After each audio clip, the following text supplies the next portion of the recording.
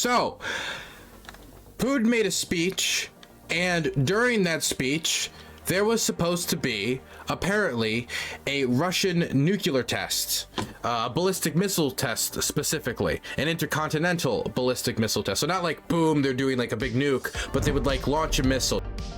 You guys know all those tests that North Korea do where they like play really like hardcore like patriotic North Korean music, and then they launch like missiles, and they get like 20 different camera shots on it, and they all clap. They were going to do one of those, and this was going to coincide with the Russians pulling out of the New START treaty, which we're going to talk about in a sec, before watching the speech where he does all of this. And this was a pretty demented speech, but we're going to watch it. So the United States is saying that Russia failed in this intercontinental ballistic missile test. They haven't talked about it publicly because it's very humiliating, and that the Russians told them in advance that they were going to do it, and that's how the Americans know it happened. Let's read the article. Russia carried out a test of an intercontinental ballistic missile that appears to have failed around the time President Joe Biden was in Ukraine, according to two U.S. officials familiar with the matter. So Joe Biden was going into Ukraine. This is making history. The president of the United States never gone into a war zone without like a military escort before. And this is making history. This is also the first time that Biden has visited Ukraine since the start of the war. I've been talking about a lot how I wanted Biden to visit Ukraine. I'm very happy with the fact that he did. I think it shows that Ukraine is stable. It's stable. It is putting up a defense, and that it's if it's safe for the president to go visit there, it shows that the Ukrainians have found some success in this war and holding their country together. Not to mention, of course, it's a show of unity, and they probably sat down, talked with generals. He was able to maybe see some of the destruction himself and talk about how they could better assist the country. But while that was going on, the United States told the Russians while he was on the train from Lviv to Kyiv that Biden was in the country. And while they were jamming phone service in Kyiv, the Ukrainians were, in order to, keep Biden's location secret, keep what was happening semi-secret, while they were sectioning off of roads, I guess the Russians got the idea that they didn't want to be humiliated. They didn't want Biden's visit to Ukraine and his speech afterward in Poland in his press conference to outshine the big speech Putin was going to make. But due to the failure of this ballistic missile test, if the United States is to be believed, I don't know exactly why they would lie about this, because they're saying that the Russians told them in advance. This is something the Russians could easily, I assume, disprove. They fail on that front. And then Biden just stunts on Putin, and he kind of has upstaged him on the international stage. I do think that Russians probably domestically paid more attention to Putin's speech, but internationally, it feels like Biden's speech has gotten a lot more attention, especially within Ukraine. All my Ukrainian friends are telling me that a lot more people paid attention to Biden's press conference in Kiev and his speech afterwards in Poland, and the fact that he was in Ukraine. People have cared genuinely a lot more about that than the speech Putin made, even though Putin pulled out of the New START treaty. Well, he didn't pull out of it. He suspended his participation in it. We'll get into that in a second. Russia notified the United States in advance of the launch through deconfliction lines under its New START treaty obligations, one official said, adding that such testing is routine. Just so happened to exactly be on the same day that Joe Biden was in the country, just very convenient. Another official said that the test did not pose a risk to the United States, and the U.S. did not view the test as an anomaly or an escalation. The test of a heavy SARMAT missile, nicknamed the Satan II in the West and capable of delivering multiple nuclear warheads, appeared to have failed, officials said. It has been successfully tested before, and had this one worked, U.S. officials believed Russian Vladimir Putin would have highlighted the test in the State of the Nation address on Tuesday. Instead, Putin made no mention of the launch in the speech that lasted an hour and 45 minutes.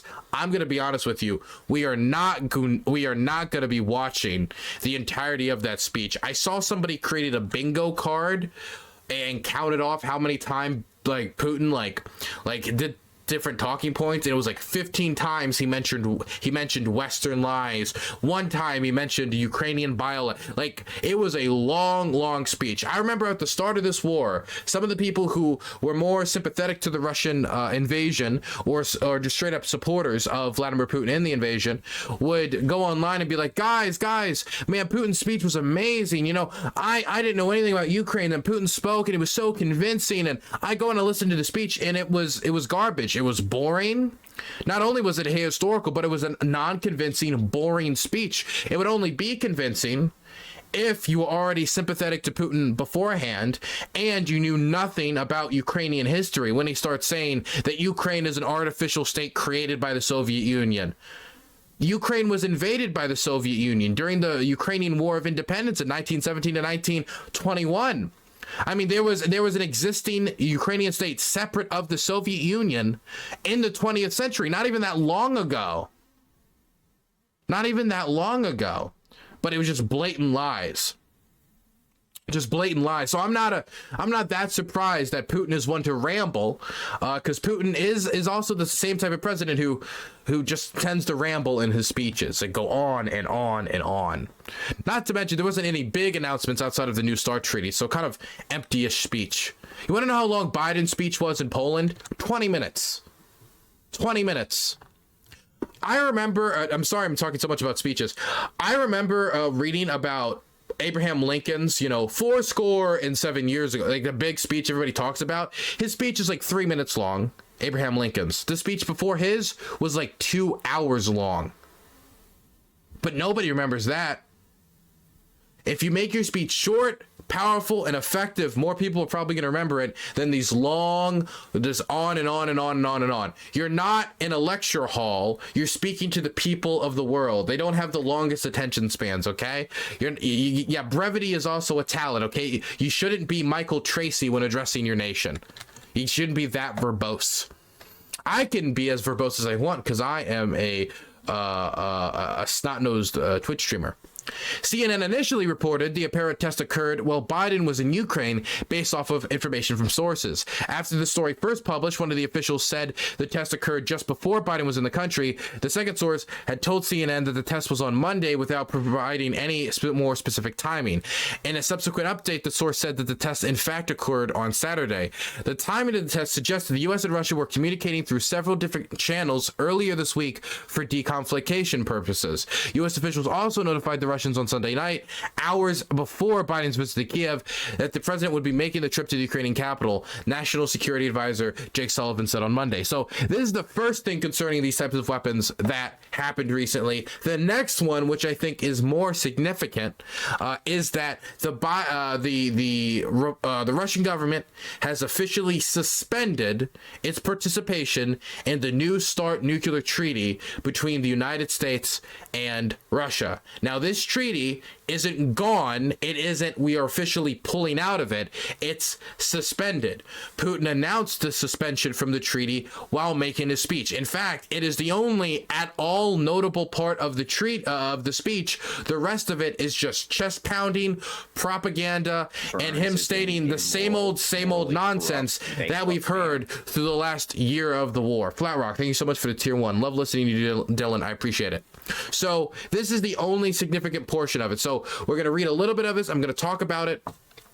And you know what? I think I could just tell you it. I don't need to read the article because it's really basic. So the New START nuclear treaty was started in 2010 during the Obama administration between Barack Obama and Dmitry Medvedev, which at the time was the president of Russia. He's like the right-hand man of Vladimir Putin. The reason he was the president of Russia was because constitutionally there was term limits that stopped Vladimir Putin from just like running again for president. And so Dmitry Medvedev almost acted as like a replacement from Putin, as he still did a lot of work behind the scenes.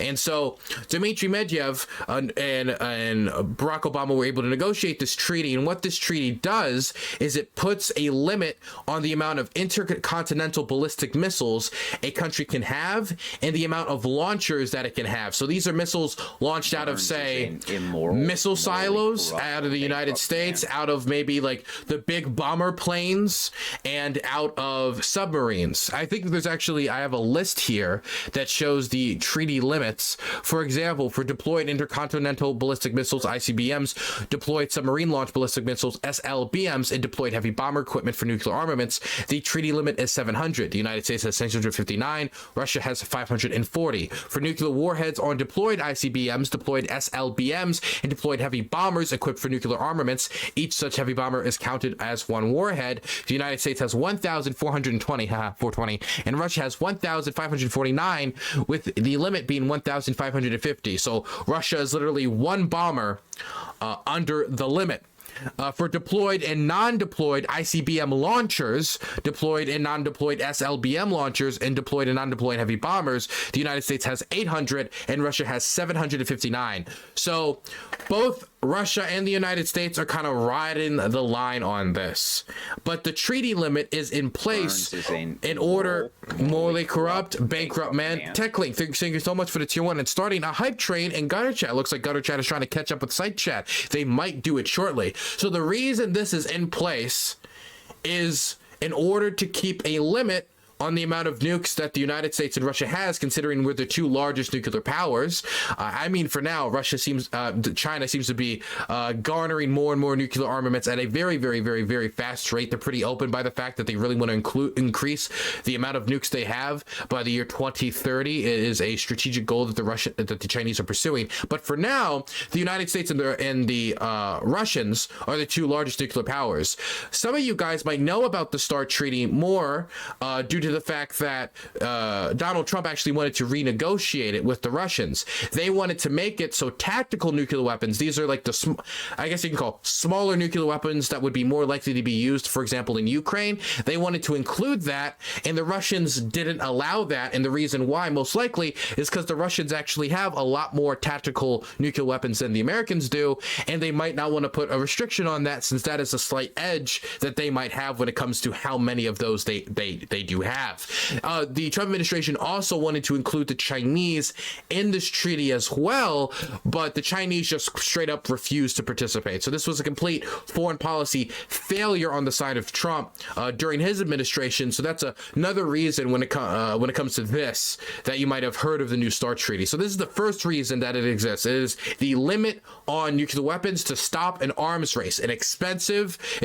arm race where we're both not only buying interceptors that would shoot down nuclear weapons, but also stocking up on more and more nukes. So that's the first reason the treaty exists. The second reason the treaty exists is so that we can expect Russia's locations with short notice inspections 18 times a year. We can go into Russia and check out their facilities to make sure that they're in compliance with the treaty.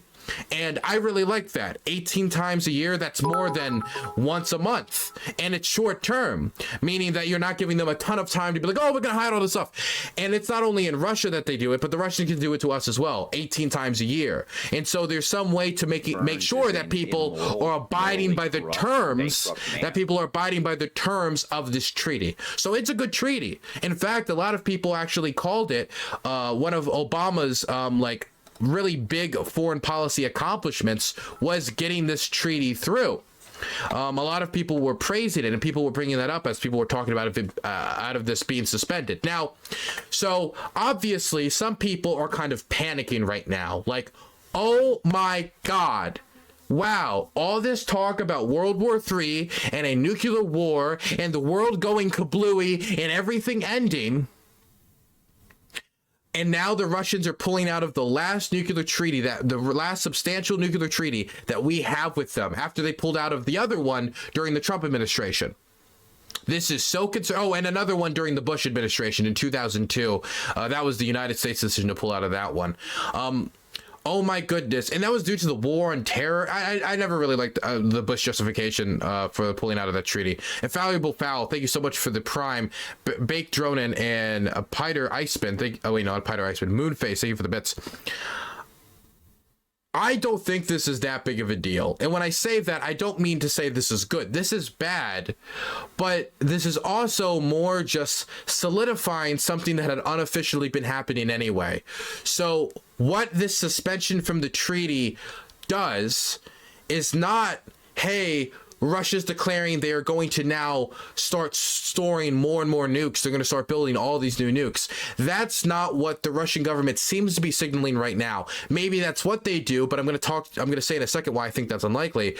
The reason the Russians gave for doing this is that they don't want to allow American inspectors on Russian soil, considering that the United States has such a quote-unquote hostile foreign policy towards the Kremlin right now in reference to Ukraine. So the Russian justification for this basically is, we invaded Ukraine, we got shellacked by the Ukrainians. You know, they grabbed us by the ear and started dragging us around. America helped them do that.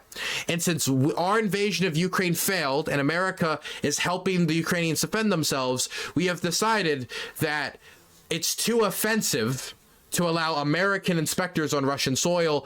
Therefore, we'd rather lose this nuclear treaty until America backs down on Ukraine. So it's quite literally, we invade Ukraine, we fail, we're angry at you, so we're gonna do something that is more likely to put the world at risk when it comes to, you know, Armageddon, quote unquote. Unlikely, again, need to emphasize that, but this is bad. Now, the reason I'm not super terrified about this isn't because this isn't bad. This is bad, but in effect, this has already been happening for 3 years. During the COVID pandemic, the Russians and the Americans already were stopping these inspections, these 18 inspections a year. They had already stopped due to the COVID pandemic. And then, once the war in Ukraine happened, the Russians, at that point, also were still not accepting inspectors. Now, due to the war in Ukraine and the unfriendly relationship between Russia and the United States. And so these inspections had been delayed for about 3 years. This data that we're looking at on screen is data accumulated like 3 years ago.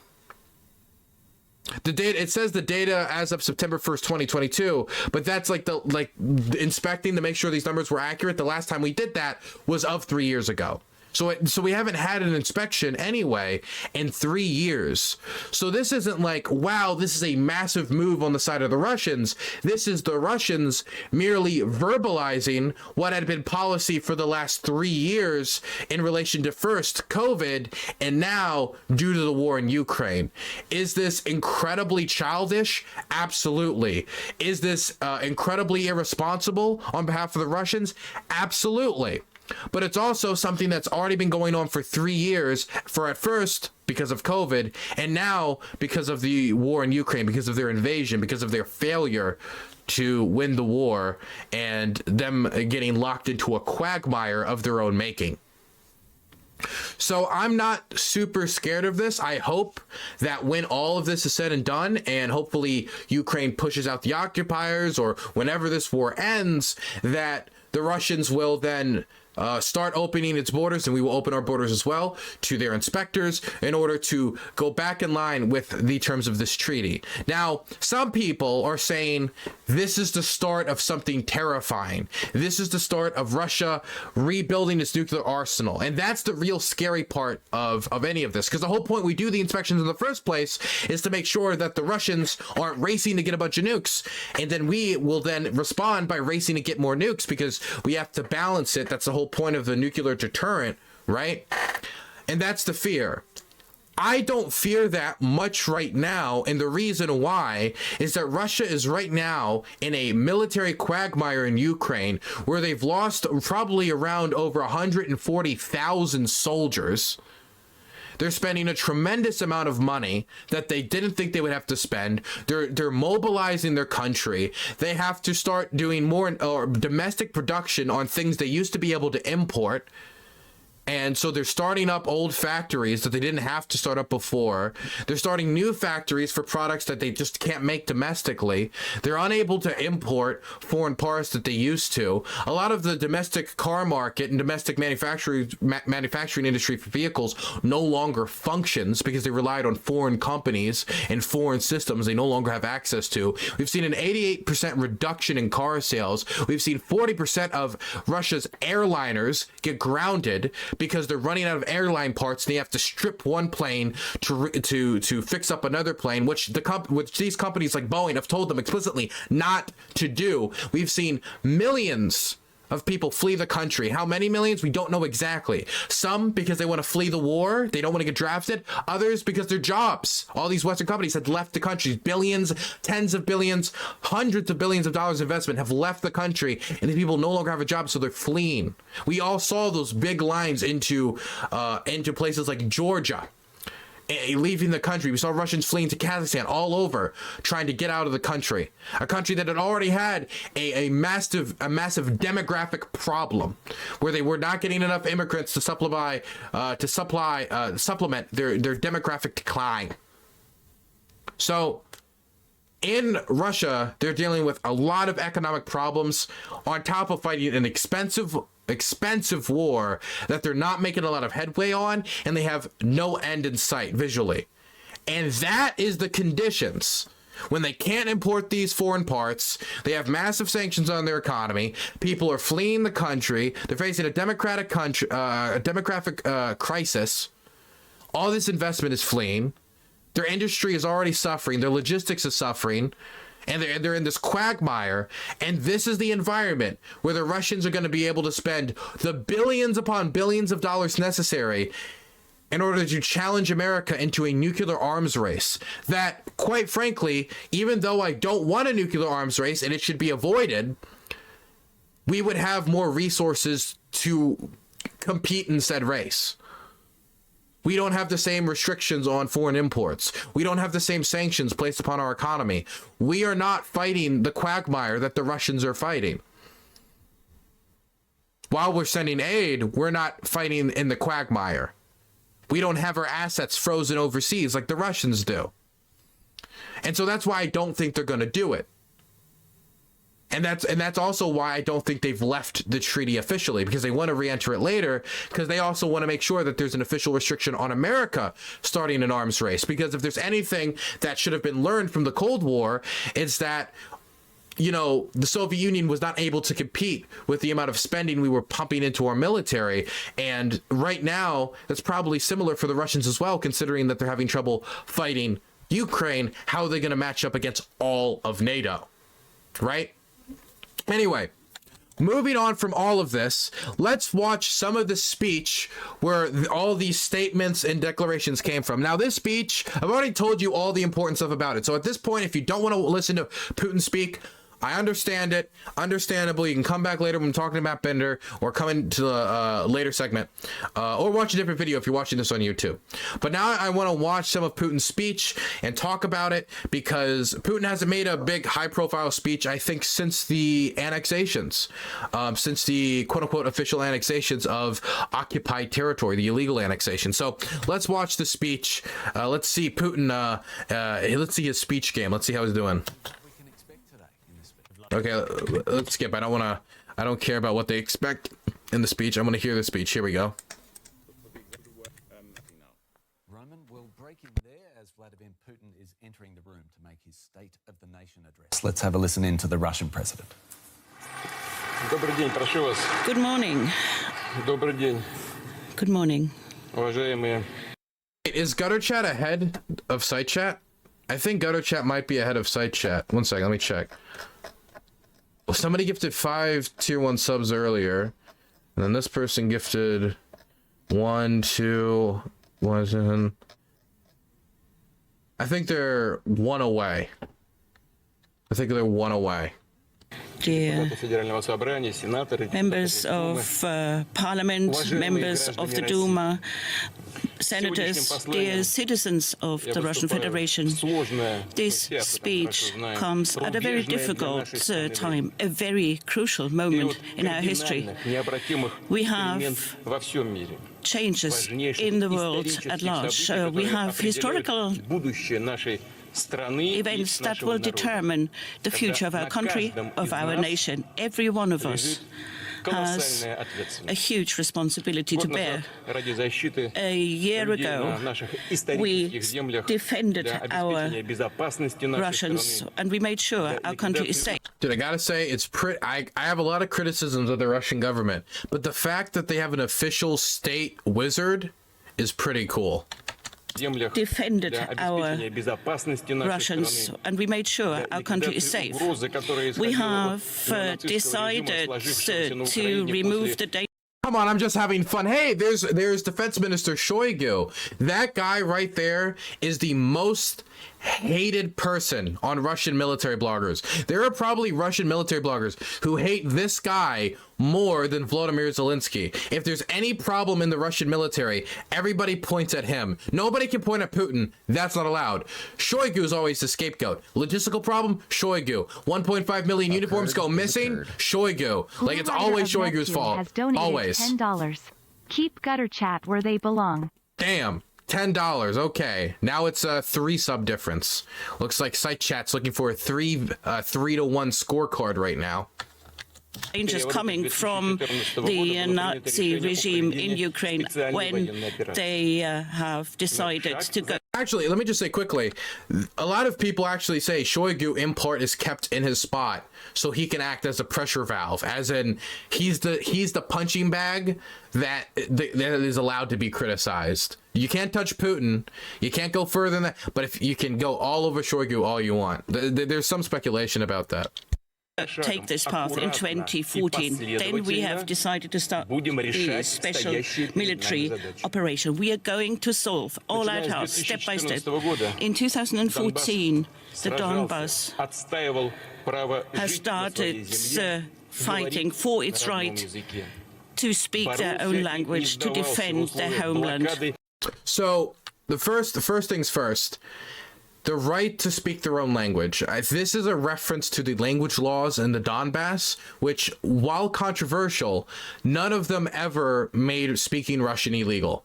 Some people actually have confronted me on stream and in other situations where they're like, Dylan, how can you defend the banning of the Russian language? The Russian language was never banned. When I was in Zaporozhye, this is eastern Ukraine, all of the soldiers I met were speaking Russian. Same thing is true when I was in the Donbass, when I was in Kramatorsk, when I went there to deliver aid with some aid workers and film the process. All of the people there were speaking Russian. All of the soldiers were speaking Russian, but they were fighting against the Russians. Why? Because just because you speak Russian does not mean you serve the Russian state. Just like because I speak English does not mean I want to be part of England. Just because the Irish speak English does not mean they want to be part of England. I think that's kind of evident. Just because the people who were colonized in Africa speak French does not mean they want to be part of France. Just like the Russification that took part in Ukraine does not mean that they want to be part of Russia. That doesn't mean there's nobody that wants to be part of Russia. There is a small minority who do, but just because you speak Russian does not mean you want to be part of Russia. And the furthest complaint I've seen about the language laws, which were put in place in order to try to protect a language that was historically discriminated against, like Ukrainian, they want to encourage people to learn it and to speak it, like a lot of countries do. You see similar laws in Ireland, for example, to try to protect the Irish language, and they like push learning it in Ireland. Not the exact same laws, but I mean there's a similar sentiment about protecting the Irish language.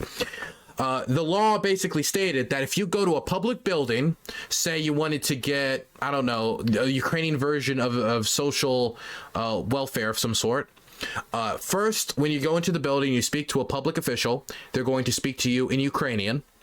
And then if you respond to them in Russian, then they will start speaking to you in Russian. So by law, the public employee has to first speak to you in Ukrainian, since it is the national language. That is the most restrictive and Ukrainian, quote unquote, nationalistic part of all of the language laws.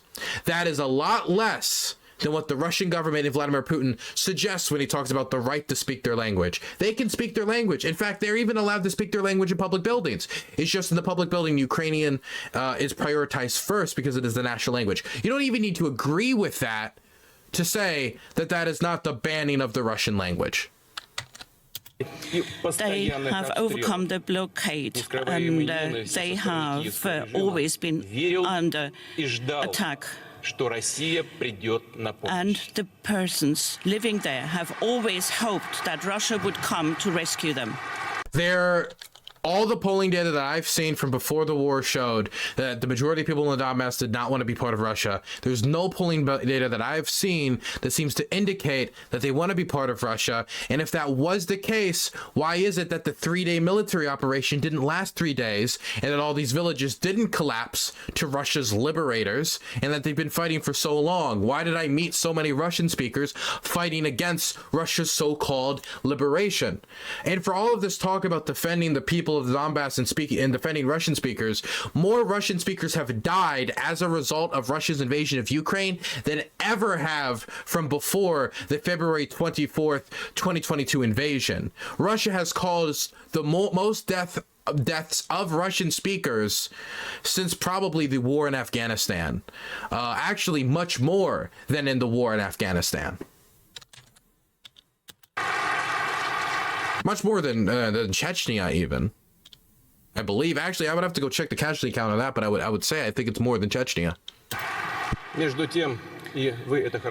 You all know very well that we have done everything we could, really everything we could, in order to make sure that this problem could be solved with peaceful means. We have... I like it. It's like we did everything we could to make it through peaceful means. And every single day up until the invasion, they were denying they were going to invade in the first place. And last time they invaded Crimea in 2014, they denied they were even invading during their invasion. Like, how do you negotiate and make a peaceful means with somebody who, while they're attacking you, assaulting you, and stabbing you, they're saying, I don't know what you're talking about. This is just a special poking operation. What invasion? I don't know what you're talking about. Those are just my little green bullets. Like that, I have no clue what you're talking about. Negotiated in order to solve this difficult conflict. But to be clear, the current Russian position is that Ukraine has to give up Crimea, Zaporozhye, Kherson, Donetsk, Luhansk, accept neutrality, meaning it can't be part of any defensive agreements, and also demilitarize, meaning that if the Russians wanted to invade 5 years from now, Ukraine would have nothing else to defend themselves. So when we talk about negotiation, this is Russia's current base terms for what Ukrainians would have to accept to enter negotiations. So I don't know, man. I don't know how seriously he takes negotiations. Another scenario unfolded. The Western leaders have decided not to give peace to the Donbas region, and they have lied. They have dragged their feet. They have closed their eyes on the political murders, the repressions of the regime against people. And the Ukrainian neo-Nazis have committed terror attacks in the Donbas. And battalions were set up. Armament was supplied. And I can say that before the special military operation I don't even know if I should be responding to a lot of this because I assume you guys know it, but I guess I should in case some of you don't. There have been multiple human rights reports on the amount of torture that has gone on in occupied territory towards people who are loyal to Kiev. The Sparta Battalion has been accused of torture. The Wagner Group has been accused of torture. Basically everyone has been accused of torture and war crimes and atrocities. And when it comes to terror attacks, I mean, we could talk about all the bombs that have blown up on civilian locations, like the one building in Mariupol, the drama center that was marked for children, that was blown up by the Russian army and then proceeded to kill a bunch of children, or the rocket that hit the train station in Kramatorsk that I went to and it saw the damage in person after the fact, like way after, like the markings that were still there, that killed a bunch of civilians as well, and children.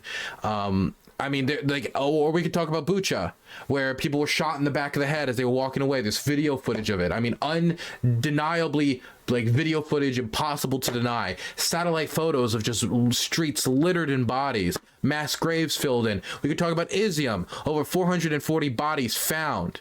in Izium, the largest mass grave found since the genocides in Yugoslavia. We could talk about the art looting that has gone on with the Russian army, the organized art looting. We can talk about, oh God, there's so much to talk about. So I just like, I'm just trying to point out that any complaint he could possibly make from a humanitarian angle is extremely hypocritical, and the humanitarian situation in Ukraine, and specifically in eastern Ukraine and areas like the Donbass, has only intensified due to Russian meddling in the country from 2014 to today. We have started to negotiate, and we've seen more and more military equipment being delivered there. And we have also seen that the Nazi regime wants to get nuclear weapons. The United States and I mean, it says the Nazi regime wants to get nuclear weapons. I think this is a reference to a statement by Zelensky a little bit before the war, where he said, look, you know, we gave up our nuclear weapons in the Budapest Memorandum, and in the Budapest Memorandum that Russia signed, they agreed that if we handed over our nukes, that they would respect our territorial integrity, and they would not engage in economic coercion. And then what happened in 2014? They engaged in economic coercion in order to try to force Ukraine to accept trade deals with them.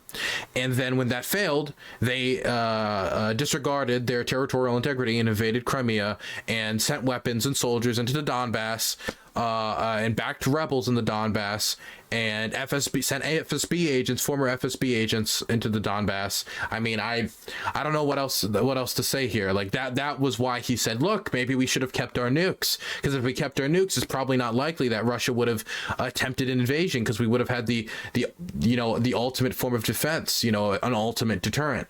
But as far as I'm aware, I don't know of any plans to deploy nuclear weapons in Ukraine, and there is no Ukrainian nuclear weapons program as far as I'm aware. The West have set up their military bases around us, all around us, and they have developed a theater for future military action, and they have used the Ukraine to prepare for a large war. They are publicly admitting to that.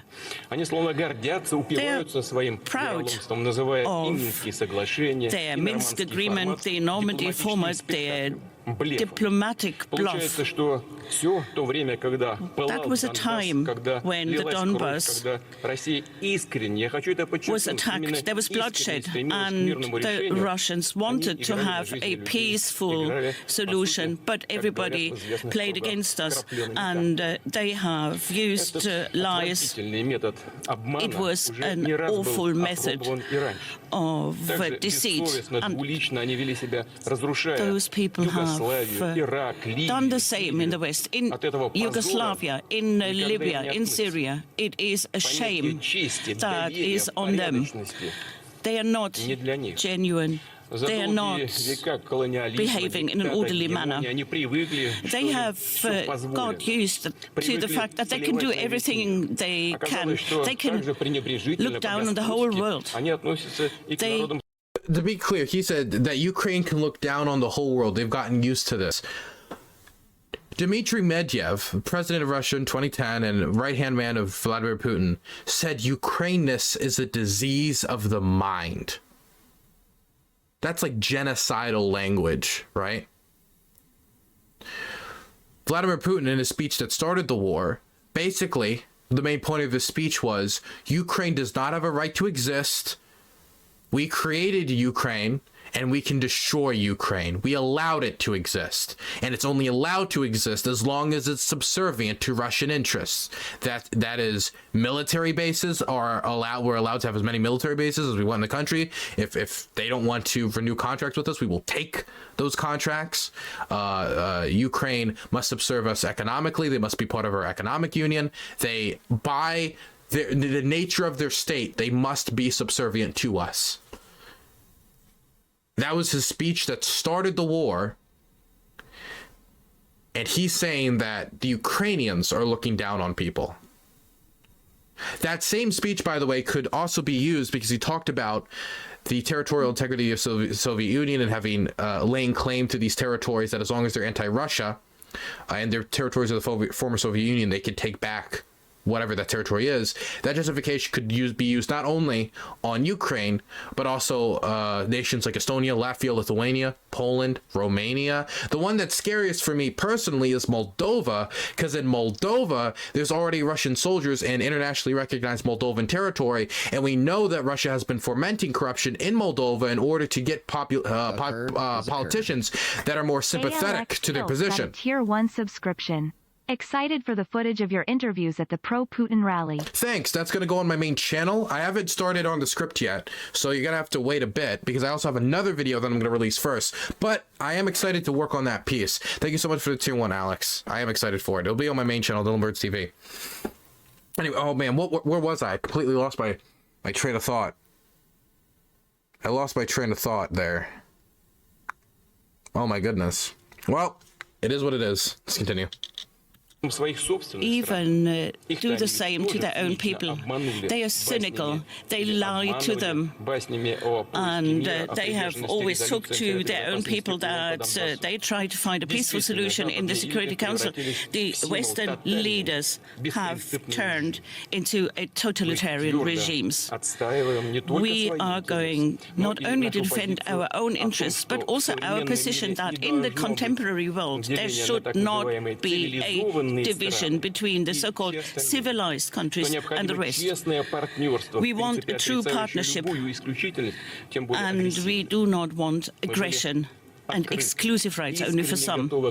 We are very open to a constructive dialogue with the West, and we insist that we need an equality in the Security Council in the United Nations, and we need to discuss this idea, and we need to work together to make this happen. But we have always received negative reactions, and there were also concrete actions. There was the enlargement of NATO right up to our borders. There was the missile defense regime, the missile system developed. More and more military forces amassed, not only at the Russian borders, but everywhere. No country in the world has as many military bases in the world as the United States. There are hundreds of these bases located everywhere. The whole planet is filled with such bases. It's enough to look at a map. They have even declined and denounced the disarmament treaties. They have, in a one-sided manner, done everything. I don't understand. They've denounced the disarmament treaties as he's actively suspending participation in nuclear armament and nuclear disarmament treaties. I think they can to get out of these agreements. And they're doing everything they can to get out of these agreements. By the way, I'm pulling out of this nuclear treaty.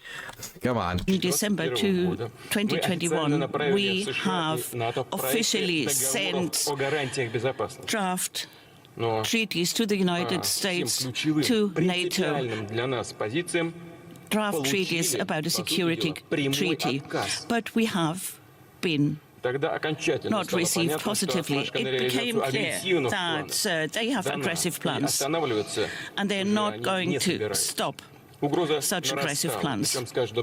More and more threats were coming up. We have received more and more information that in 2022 it was everything ready to have an action in the Donbas. In 2014, the Ukrainian government started to send to the Donbas artillery and military airplanes. We have all seen the attacks committed in. By the way, to be clear, during the rebellion in the Donbass, out of nowhere, armored vehicles and artillery guns just appeared. Where do you think those came from? Do you think that all these like Donetsk children were just like storing like artillery? Oh, I just, I had my lunchbox here, I had my 155 millimeter shell, right next to it. Like, they had to come from somewhere. Who was the beneficiary? Who gave them this equipment? Who was the person who dumped all that equipment in there for them to do the rebellion? Because they sure as hell were unable to sustain themselves on their own. I mean, it was a rump state They controlled 1/3 in Luhansk. They controlled 1/3 of the oblast. In Donetsk, they controlled 1/3 of the oblast. They just simply did not have all the weapons necessary to fight off the Ukrainian government. It was the Russians that gave them all of that. So for him to complain about shelling there or fighter jets or stuff like that, it's just silly when they were pouring fuel on the fire. Donbass. We've seen. Yeah, their story is that it was all from museums and Ukrainian depots that got raided. It's just complete nonsense. That lasted for 8 years. How many museums was there in the 1/3 of the Donbass? My God, all of Ukrainian military history must have been stored only in the city of Donetsk and nowhere else. In it everywhere. In 2015, once again, they have taken an attempt to attack the Donbass. They have exercised terror against the peaceful population. All of that was accepted by the Security Council. Everybody pretended nothing is happening there, although we proposed resolutions to be taken. It was them who started the war. We have used our force in order to stop them.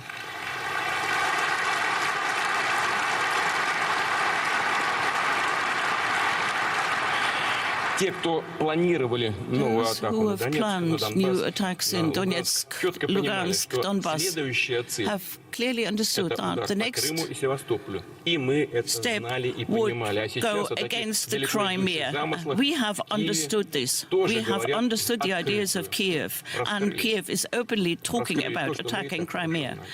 We know it. We defend the life of our people, our own home.